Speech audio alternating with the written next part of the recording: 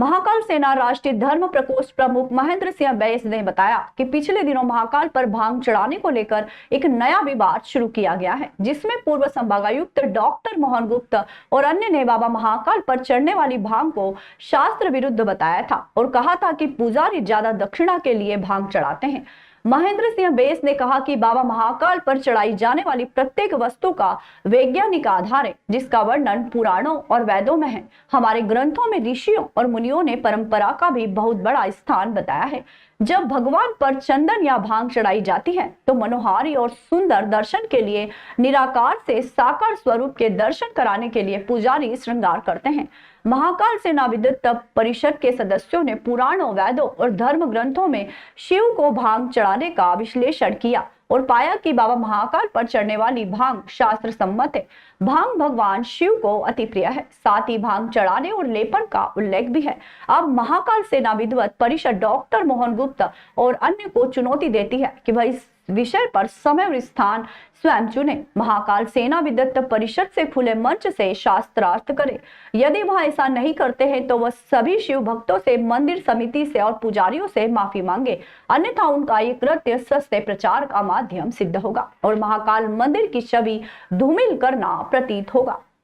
और यहाँ कोई महत्व नहीं है। जैसे भांग चढ़ाने की न तो कोई परंपरा है और न ही किसी शास्त्र में प्रावधान है।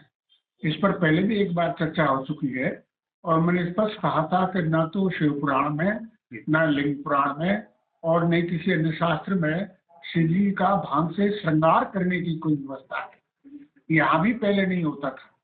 अच्छा। हाँ, मैं आपको बताता हूँ, जब मैं यहाँ कमिश्नर था तो भांग का श्रृंगार तो बिल्कुल नहीं होता था। अब उनको कोई न कोई ऐसी व्यावसायिक परिस्थिति चाहिए थी जिससे वो यजमान की तरफ से कुछ कर सके और उसको फोटो बता सके, तो इसलिए ये उन्होंने शुरू की। मैंने हमेशा से ही इसका विरोध किया है। भांग का कोई श्रृंगार नहीं होना चाहिए।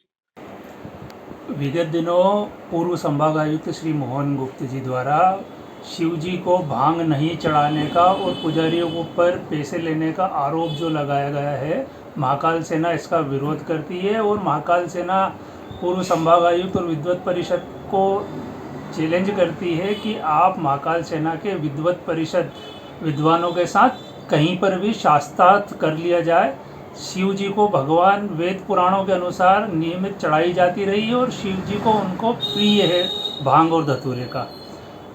और उनको गुप्त जी जैसे विद्वान अगर सनातन धर्म पे इस प्रकार की चोट करते हैं तो ये सनातन धर्म के मानने वाले लोगों की आस्था पर ठेस पहुंचती है और महाकाल सेना इसका पुरजोर विरोध करती है और उनसे आह्वान करती है कि कहीं पर भी जब भी उनको समय मिले महाकाल सेना के विद्वत परिषदों से शास्त्रार्थ करने के लिए जहाँ पे भी समय बताएंगे वहाँ पे तैयार है महाकाल सेना।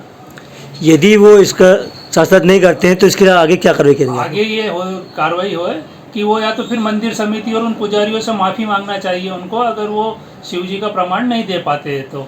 और आगे अगर इस तरीके की कोई वो करेंगे तो महाकाल सेना उसका पुरजोर विरोध करेगी।